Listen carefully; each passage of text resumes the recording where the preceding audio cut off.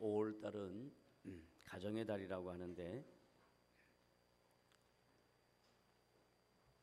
이 가정의 달이 되면 모든 가정의 구성원들이 각자에게 맡겨진 역할을 생각해야 하고 또 책임을 다해야 하는 그런 일들이지만, 우리가 살아가는 이 시대 정신은 모든 것이 물질 중심이고, 물질을 가치의 기준으로 삼고 살아서 5월만 되면 모든 사람들의 내리 속에, 그리고 마음 속에 지출이 좀 많겠구나 하는 그런 생각을 갖게 됩니다. 그것은 사람들이 삶을 살면서 누구나 다 겪는 보편적인 일이지만, 신자는 5월 가정의 달을 맞이해서 경제적인 지출을 생각하는 것이 아니라 성경에서 하나님께서 가정을 세우시고 가정 안에 각자의 역할을 허락하신 것이 무슨 의미인가 하는 것을 1년에 한 번이라도 이렇게 묵상하고 점검하고 생각해 보는 것이 우리 모두에게 필요하다라는 겁니다. 그래서 성경 66권 중에 잠언서가 신앙생활하는 모든 사람들의 삶에 권면이 되고 격려가 되는 말씀들을 많이 모아두었습니다. 그리고 실제적인 삶의 지혜들이 잠언서 안에 많이 기록되어 있습니다. 그 중에 오늘 읽은 본문은 잠언 3장 1절부터 6절 안에 이 가정의 달에 모든 가정 구성원들의 역할을 각자 되짚어 볼 그런 내용들이 있어서 함께 말씀을 나눕니다. 우리나라도 그렇고 세계 어느 나라도 이 기념하는 날이 많습니다. 기념하는 날을 만들어내는 것은 대부분 다 비즈니스입니다. 사업적인 것입니다. 예를 들면 2월 14일 무슨 날이죠? 오케이. 3월 14일 무슨 날이죠? 뭐 등등. 빼빼로데이, 삼겹살데이, 뭐 등등 여러 가지 것들이 많습니다. 그런데 오늘 우리가 예배하면서 기념하는 어린이날, 그리고 어버이날, 그리고 스승의 날은 어떤 날을 정해서 기념하자 하는 게 아니라 성경에 사람들이 살아가는 삶의 모습 속에 가장 중요한 가족 공동체 안에, 그리고 사회를 유지하는 사회 공동체 안에 어린이날, 어버이날, 스승의 날은 매우 중요한 성경적 의미가 있다라는 이야기입니다. 그것을 오늘 함께 생각할 것입니다. 먼저 어린이날 어떻게 생겼는가? 역사적으로 1868년에 미국에서 어린이날이 생기기 시작했습니다. 그리고 우리나라는 1922년에 일제 식민지 하에서 소파 방정환 선생님과 색동회라는 단체가 어린이들이 매우 중요하다. 왜냐하면 그들은 한 나라의 미래이다 라는 생각으로 어린이날을 제정을 했습니다. 그래서 지금까지 95회 올해가 어린이날입니다. 그래서 어린이는 미래의 소망이기도 하고, 주님은 이 어린이를 얼마나 귀하게 여겼냐면, 예수님이 말씀을 증거하시러 다닐 때 많은 군중들이 모여들었습니다. 그러면 그 군중들 안에는 부모가 있으니까 부모를 따라오는 어린이들이 있죠. 어린이들은 대부분 3분에서 5분 이상 집중을 못합니다. 우리 남산교회 어린이들은 집중을 잘합니다. 그런데 대부분 어린이들은 3분에서 5분 이상을 집중하기 어렵습니다. 그래서 빨리 바꾸어줘야 됩니다. 그런데 어린이 사역을 감당하는 사역자가 아이들에게 성경을 많이 가르쳐주고 싶어서 뭐 20분, 30분 이렇게 설교를 하면 애들은 다른 일을 합니다. 근데 또 특이한 것은 다른 일을 하면서도 애들은 다 듣습니다. 그게 기가 막힌 거예요. 아이들에게 임팩트 있게 전달이 되는 것은 5분, 7분 사이입니다. 그래서 간단하게 가장 핵심적인 내용만 전해주는 것이 어린이 교육의 가장 중요한 내용입니다. 그런데 예수님께서 말씀을 전할 때 많은 군중들 틈바구니에 아이들이 끼었습니다. 아이들이 떠듭니다. 그리고 예수님의 말씀 증거하는 것을 마치 방해하는 것처럼 느낀 제자들이 어린이들을 쫓아보냅니다. 왜냐하면 예수님의 증거하는 그 말씀의 내용 시간이 너무나 중요하기 때문에 제자들 입장에서 스승님을 생각하고 예수님의 말씀 증거의 내용을 생각하고 어린이들 내쫓으려고 할 때 예수님 말씀하십니다.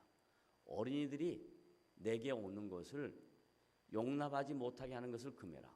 이게 2번 부정이에요. 강조예요. 어린이는 중요하다라는 것을 가르칩니다. 그러면서 무슨 비유를 드냐면 천국에 대한 비유를 듭니다.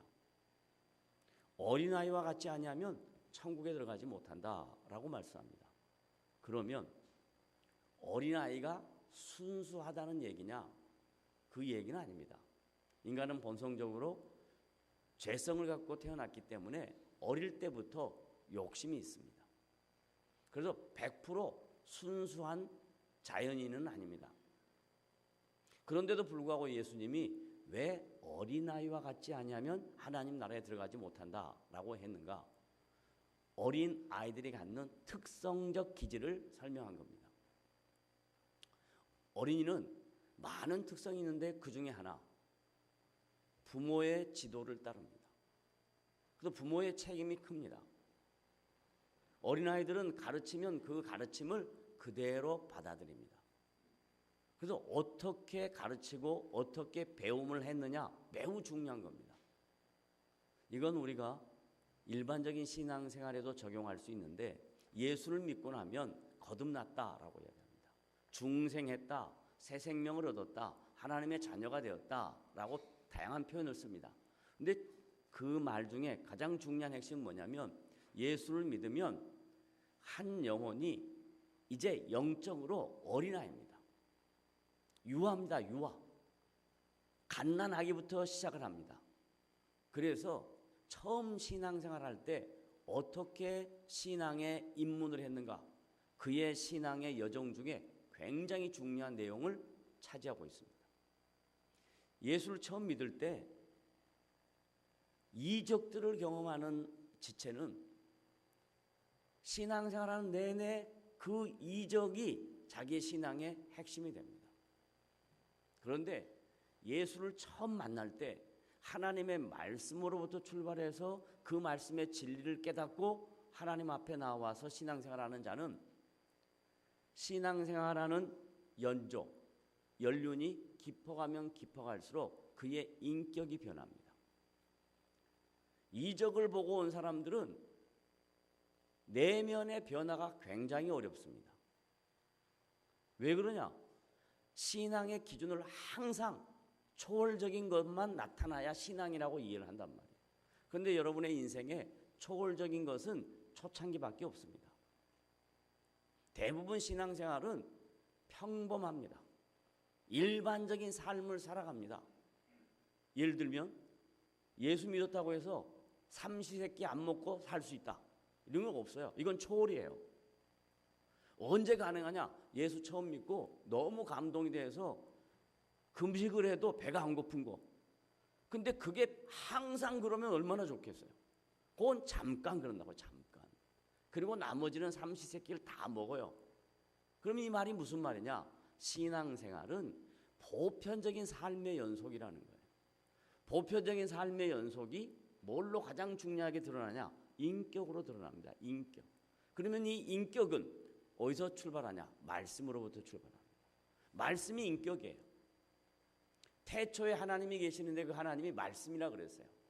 하나님을 알아간다. 말씀을 모르고는 절대 하나님을 알 수가 없습니다. 따라합시다.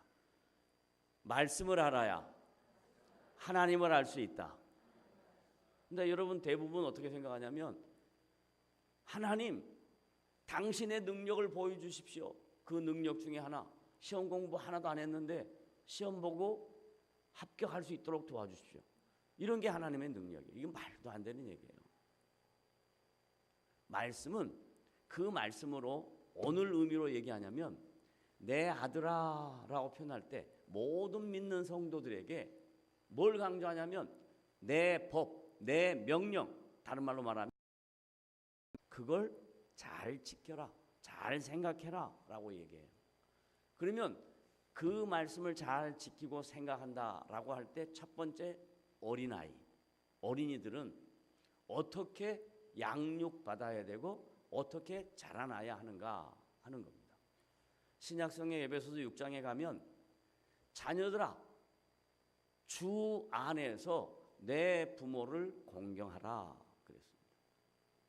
부모를 공경하는 것은 어떤 종교든지 다 있습니다. 인간이 갖고 있는 보편적인 삶과 가치에는 부모 공경 다 있습니다. 그런데 기독교에서 말하는 부모 공경은 그 앞에 전제가 붙습니다.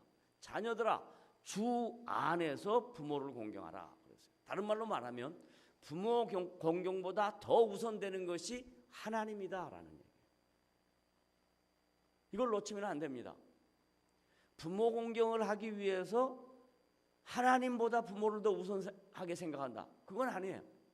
하나님이 우선순위이고 그 다음에 가정에서 자식이 해야 될 가장 중요한 도리는 주 안에서 부모를 공경한다. 공경한다라는 표현은 뭐냐면 인격의 가치를 존중한다라는 겁니다. 대부분 젊은 사람들은요 이렇게 이야기해요. 나이 드신 분들 보고 좋은 말로 노땅이라 그럽니다. 좋은 말로 뭐라 그러죠? 노땅 다음에 이제 나이 좀 들면 뭐라 그래요? 여러분 스스로 다 알잖아요. 그렇죠. 꼰대. 또 뭐라 그래요? 뒷방 늙은이라 그러잖아요. 그 말들이 뭔 의미냐면 나이가 들면 가치가 없다라고 생각하는 거예요. 그렇지 않아요. 성경에서는 뭐라고 이야기하냐면 백발은, 그래서 저는 염색을 하고 싶지 않은데 어떤 우리 연세 드신 어르신께서 제가 머리만 조금만 휘어지면 목사님 해야 돼요. 그래서 어쩔 수 없이 합니다. 그분 말씀 들으려고. 근데 성경은요 여기 몇 분 앉아 계시는데 백발은 영화의 면류관입니다. 이 말이 무슨 말이냐면 백발이 되도록 인생의 경륜을 쌓은 것은 대단한 영광이다라는 얘기예요. 그런데 나이가 드신 어르신들은 자꾸 어떤 생각을 하냐면 나는 늙으면 소용이 없다고 생각해요. 어르신들만 따라합니다. 소위 자기가 어르신이라고 생각하면 나는 존귀하다. 어른이 안 계시네. 어른만 따라하세요. 나는 존귀하다. 이걸 놓치지 마세요. 스스로 자기가 존귀하다라고 생각해야 돼요. 스스로 자기가 의미 있는 인생을 살고 있다라고 생각해요. 근데 왜 그 생각을 못하냐면 전부 다 물질하고 관계되어 있어요. 리타이어하고 은퇴하고 그리고 소득이 없으면 자꾸 어떤 생각을 하냐면 나는 별 볼 일 없다고 생각하는 거예요. 스스로. 그런 걸 TV 드라마에서도 그런 걸 딱 컨셉을 뽑아가지고 얘기하더라고요. 네, 주말 드라마 아버지가 이상해 라는 드라마가 있습니다. 거기에 강석우 씨가 나오는데 강석우 씨 역할이 그거예요. 이제 열심히 일했다가 우리 한국 사회의 중년 이상의 은퇴한 남자들의 모습을 그리는 거예요. 자기가 열심히 일했어요. 그래서 좀 누리고 싶어요. 근데 여자는 절대 그렇게 생각하지 않아요. 여자는 항상 자기 남편이 어떤 존재여야 되냐면 돈 많이 벌어다 주는 존재여야 되는 거예요. 돈도 못 벌어오는 게 이렇게 나온단 말이에요. 그러면 남자는요 그 말을 듣는 순간 완전히 돌아버려요. 내가 너희들을 위해서 얼마나 고생을 했는데 이렇게 되는 거예요. 그게 뭐냐? 다 자존심 싸움이에요. 절대로 그러면 안 됩니다. 여러분, 중년 남자들의 길을 꺾으면 이 나라에 소망이 없다는 것을 아시길 바랍니다. 자, 이제 다시 돌아갑니다. 그래서 어린아이는 주 안에서 부모를 공경해야 된다라는 게 있습니다. 두 번째, 이제 어버이날입니다. 어버이날. 왜 우리가 교회 안에서 어버이날을 지키고 기념하고 어버이들을 존대하는가? 이 앞에 카네이션이 준비되어 있습니다. 이 어버이날이 한국에서 어머니날로 시작됐다가 어버이날로 이렇게 바뀌어졌는데, 이 바뀌어지게 된 배경이나 어머니날이 시작되게 된 배경을 말씀드리면, 이것도 미국에서 일입니다. 1868년에 미국에서 이 내용을 제정을 할 때 이 미국 사람들의 가치는 매우 실용적이고 뿐만 아니라 기독교적 가치를 갖고 있습니다. 남과 북이 전쟁을 했습니다. 그래서 서로 같은 나라에서 남쪽에 살고 있는 사람과 북쪽에 살고 있는 사람들이 전쟁을 하면서 서로 죽였습니다. 그러다 보니까 전쟁터에 나간 많은 자식들이 어머니의 가슴에 빗으로 꽂혀 있는 거예요. 그래서 한 어머니가 엘비언스라는 어머니가 안 되겠다. 우리 어머니들이 어머니를 위로하자. 다른 말로 표현하면요, 상처를 받은 자가 동일한 상처를 받은 자의 마음을 가장 잘 헤아린다는 거예요. 자식을 잃은 부모들이 모여서 어머니 우정의 날이라는 것을 만들었습니다. 그래가지고 그 날을 스스로 격려하고 기념을 했습니다. 이것이 우리나라에도 들어와서 1956년에 이 어머니날을 제정을 하고, 그리고 1973년에 어버이날로 바꾸어서 지금 어버이날로 지켜지고 있습니다. 그런데 이 어버이는 얼마나 중요한 것인가 성경에서 동일하게 말합니다. 부모들아, 자녀를 노엽게 하지 말라 그랬습니다. 이 말이 무슨 의미냐면, 부모가 자식을 자기 소유로 생각하는 겁니다. 부모가 자식을 대할 때 내가 너희들을 키우면서 양육하면서 얼마나 수고하고 고생하고 투자했는데 이 모양 이 꼴이냐, 이런 생각이 있습니다. 그래서 성경은 부모들아, 자녀를 노엽게 하지 말라. 다른 말로 말하면 자녀가 인격체다. 다른 말로 말하면 자녀가 하나님의 소유다. 너의 것이 아니다 라는 얘기입니다. 부모들 따라하십시오. 내 자녀가 내 것이 아니다. 그럼 뭐냐? 하나님이 나에게 맡기신 청직입니다. 부모의 역할은 자녀를 인격적으로 대우해서 그 자녀가 사회생활을 해나가는데 사회에서 정상적인 인격체로 성장할 수 있도록 도와주는 역할을 하는 게 부모의 역할입니다. 근데 우리는 부모가 자식의 모든 것들을 자기가 주장하고 싶어 합니다. 예를 들면 자녀 결혼에 대한 문제죠. 선택해야 되는 이야기입니다. 저는 이 말씀을 묵상하고 또 전하면서, 저도 부모니까 아들만 갖고 있는 부모의 마음을 잘 압니다. 아주 재미가 없습니다. 한번 아들한테 좋은 소리 한번 들으려면 아주 제가 스스로 그 아이한테 아이의 마음에 들게 행동을 해야 되는 거예요. 오랜만에 아들에게 아빠의 모습을 보여주려고 저 사진을 셀카를 찍는 걸 잘 못하는데 배워가지고 찍어서 보냈어요. 그랬더니 딱 답 뭐라고 한 줄 알아요? 아이고, 자네는 젊어지는데 나는 늙어가는구만, 이렇게 돼요.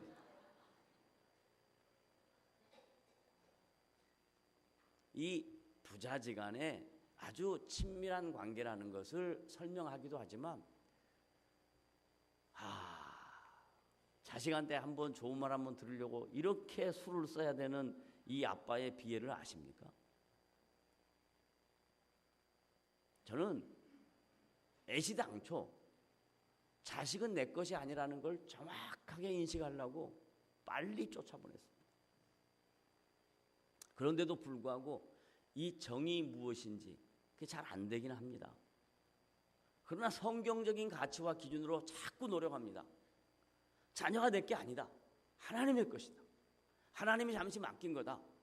이제는 더 이상 제가 감당할 수가 없습니다. 언제부턴가 어떤 여러 가지 대화를 하더라도 한 3년 전까지만 해도 아빠 주도권으로 대화가 끌려갔습니다.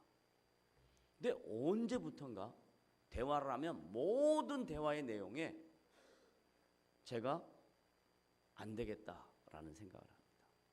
정치, 사회, 경제 모든 문제에서 자기 나름대로의 주관이 딱 생겼습니다.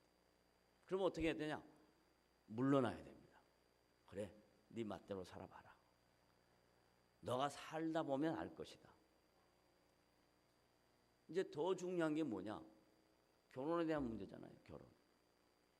선택하는 대상에 대한 문제잖아요. 저는 며느리를 굉장히 사모하고 있습니다. 정말 딸처럼 잘해줄 거라고 다짐하고 다짐합니다. 그러나 어떻게 선택해 오느냐에 대해서 굉장히 궁금하기도 합니다. 두 번째, 이 부모에 대해서 어버이날에 대해서 제가 말씀을 드렸습니다. 마지막 세 번째입니다. 스승의 날입니다. 웬 교회에 스승의 날이 있는가? 매우 중요한 날입니다. 왜냐하면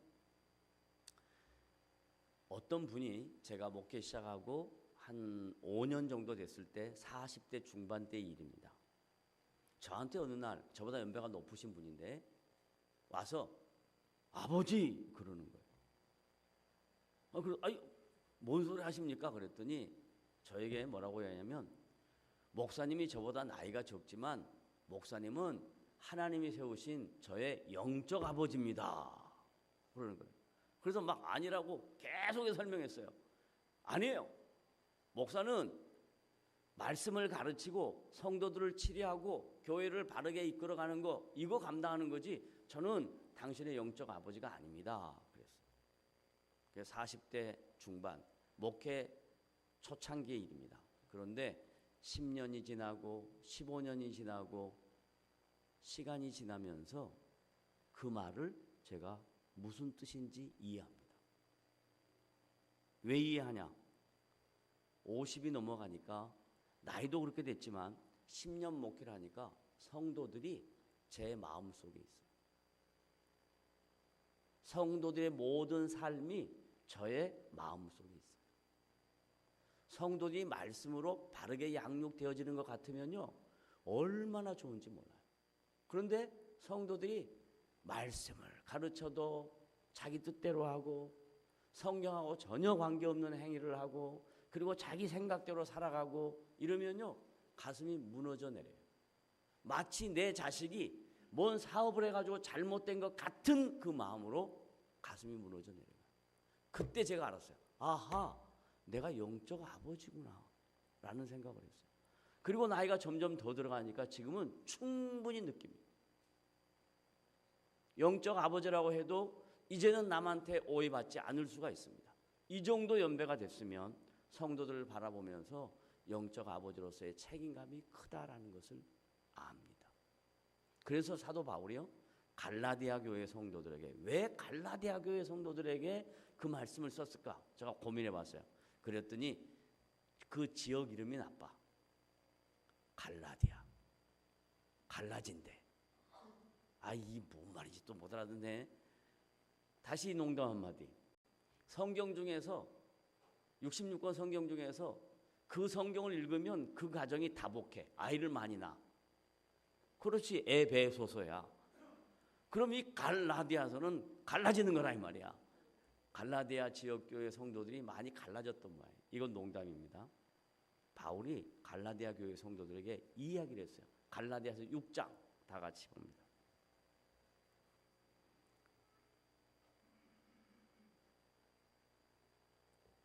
1절부터 보죠.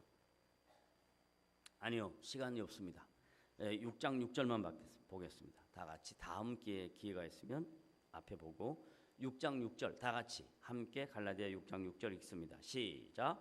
가르침을 받는 자는, 자, 가르침을 받는 자 누구예요? 성도들이죠. 성도들.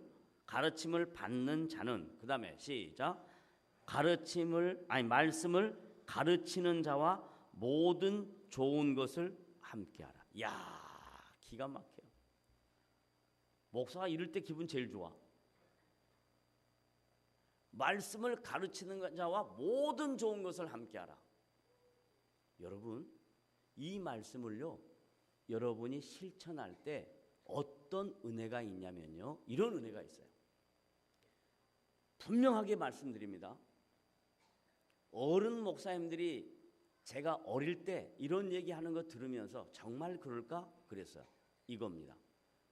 목회자를 대적하고 목회자가 하는 모든 일에 반대하는 인생 열매가 없다. 그렇게 말씀하더라고요.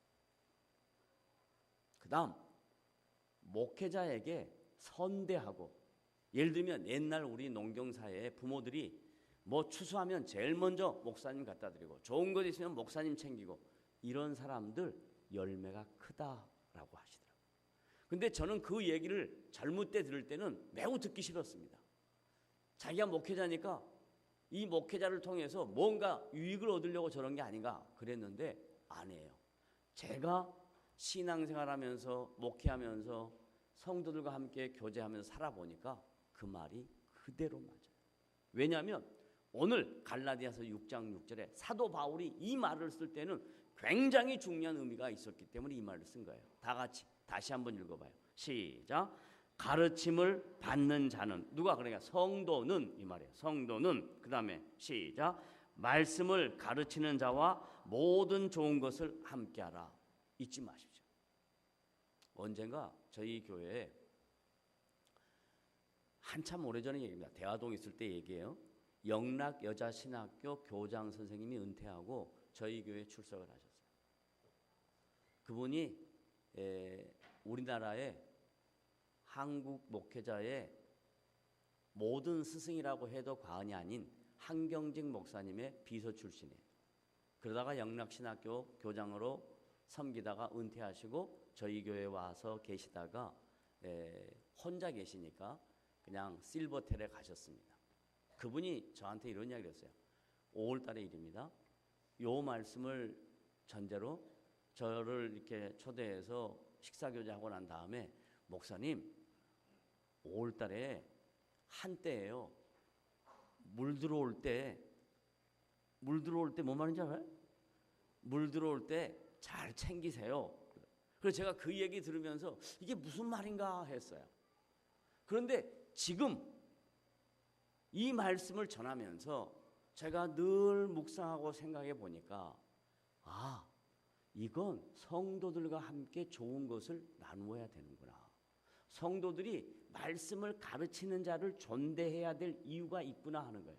여기서 말하는 스승이란 학교에서 일반 지식을 가르치는 선생님도 필요합니다. 그러나 그 일반 지식은 우리의 인격을 변화시키지는 못해요. 그 일반 지식은 우리의 영혼의 생명을 주지는 못해요. 그런데 하나님의 말씀을 전하는 자는요, 여러분의 인격을 소생케 하고 여러분의 인생에 영적인 생명을 불어넣는 하나님이 세우신 종들입니다. 그래서 어린이날, 어버이날, 스승의 날, 이 세 날을 하나로 묶어서 기념을 하는 겁니다. 여러분 모두 다 가정에서 어린이는 어린이로서, 부모는 부모로서, 그리고 교회 안에서 가르치는 자와 가르침을 받는 자가 다 공통적으로 가정생활과 사회생활인 교회 생활을 합니다. 이것은 우리에게 매우 밀접한 삶의 실천적 요소들입니다. 그냥 막연하게 듣지 마시고요. 이것을 여러분이 마음판에 잘 박으시면, 오늘 말씀입니다. 다 같이 3절. 잠언서 3장 3절 시작. 인자와 진리가 내게서 떠나지 말게 하고, 말씀이에요. 그 다음에 그것을 내 목에 매며 내 마음판에 새기라. 여러분의 뭐에 새기라고요? 마음판에, 인격에 새겨라. 제가 오늘 전한 이 모든 말씀은 그냥 막연한 개념을 전달한 게 아닙니다. 말씀을 전한 이 모든 내용들은 여러분의 삶 속에 실천해야 될 실천적 의지의 요소들입니다. 마음판에 새기고, 그러면 어떻게 되냐? 4절 다 같이 시작. 그리하면 내가 하나님과 사람 앞에서 은총과 기중이 여김을 받으리라. 신앙생활은 뭐냐면 하나님 앞에 인정받는 것만 신앙생활이 아니에요. 신앙생활은요, 사람들한테도 인정을 받아야 돼요. 그래서 누가복음 2장 52절에 보면 예수는 그 키와 지혜가 자라가며 하나님과 사람 앞에 은총을 받더라, 그렇게 기록되어 있어요. 여러분, 신앙생활하면서 하나님만 인식하는 그 신앙, 반쪽 신앙입니다. 신앙생활하면서 사람들 앞에만 인정받으려고 하는 거 반쪽 신앙입니다. 먼저 하나님 앞에 인정받고, 그리고 사람들 앞에 존귀함을 받는 그런 복된 지체가 되시기를 주님의 이름으로 부탁을 드립니다. 이것이 신앙생활의 가장 중요한 비밀입니다. 하나님과 관계도 잘 되고 사람들과 관계도 잘 돼야 된다. 마지막 5절 6절, 그렇게 되면 이제 우리가 해야 될 삶의 자세, 5절 6절 다 같이 읽습니다. 시작. 너는 마음을 다하여 여호와를 신뢰하고 내 명철을 의지하지 말라. 그 다음에 6절, 너는 범사의 그를 인정하라. 그리하면 내 길을 지도하리라. 이걸 하나로 묶으면 뭐냐면요, 인간은 의지할 대상이 아니다. 인간은 신뢰할 대상이 아니다. 잊지 마십시오. 여러분은 신뢰할 대상도 아니고 의지할 대상이 아니에요. 오직 인간이 의지하고 신뢰할 분은 하나님 한 분밖에 없습니다. 그분을 신뢰하고 그분을 인정해서 여러분 인생에 의미 있고 복된 인생 되시기를 주님의 이름으로 부탁을 드립니다. 기도합시다.